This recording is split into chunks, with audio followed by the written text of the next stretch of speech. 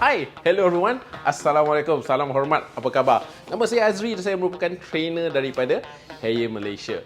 Jadi, untuk hari ini saya akan memperkenalkan sebuah line-up terbaru daripada Haier. Inilah dia, upright freezer model berwarna hitam. Di sebelah saya ini adalah model upright freezer yang terbesar dan terbaru daripada Haier, model 331NE. Untuk pengetahuan anda, bagi model ini kita didatangkan dengan 3 jenis kapasiti.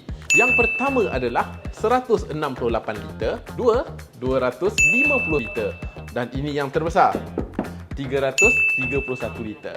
Besar kan? Sesuai untuk anda yang berkeluarga di rumah. Walaupun secara kasarnya bahagian luar kelihatan agak kecil, tetapi sebenarnya bila kita buka dia, anda boleh nampak ruangan dalam sangat luas dan yang paling penting, easy viewing.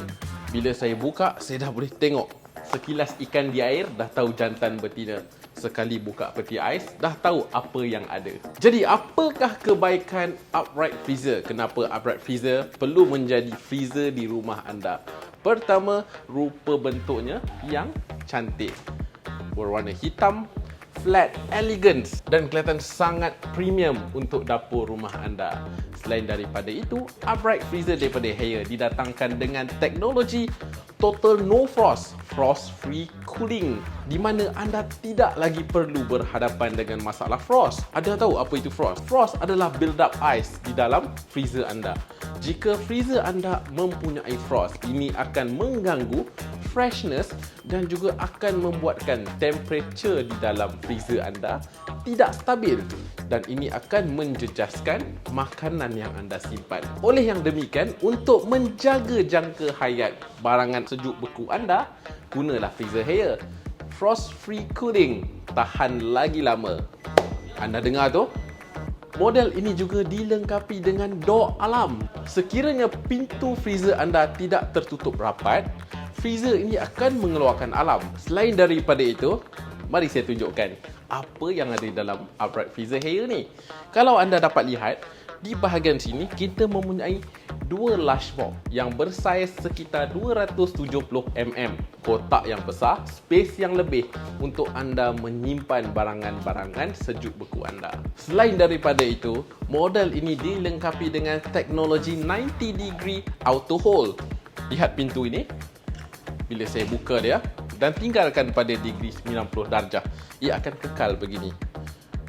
Ini memudahkan anda untuk mengambil barangan ataupun menyimpan barang-barang sejuk beku anda. Sekarang mari kita lihat bagaimana rupa panel model ini.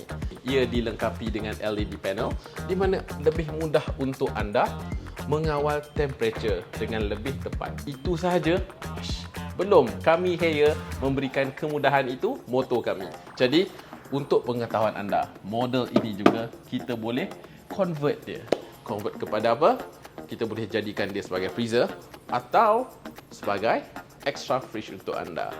Dengan kemudahan ini juga, Haier membawakan satu lagi pembaharuan di mana sekiranya anda membeli dua freezer saiz yang sama, kita juga menjual kelengkapan supaya anda boleh buat pairing kit. Jadi dengan kelengkapan ini anda boleh combinekan satu sebagai freezer, satu sebagai fridge.